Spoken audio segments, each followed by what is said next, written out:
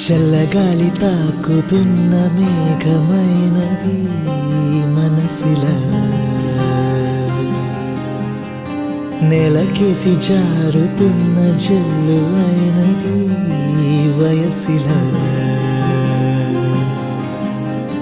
ఎందుకంట ఇంతదగా నిన్న మొన్న లేదు కదా ఉండి ఉండి నెమ్మదిగా నన్ను ఎటో లాగుతుందా తప్పదని తప్పించుకోలేనని చెట్టు చేస్తున్నదా చల్లగాలి తాకుతున్న మేఘమైనది మనసిలా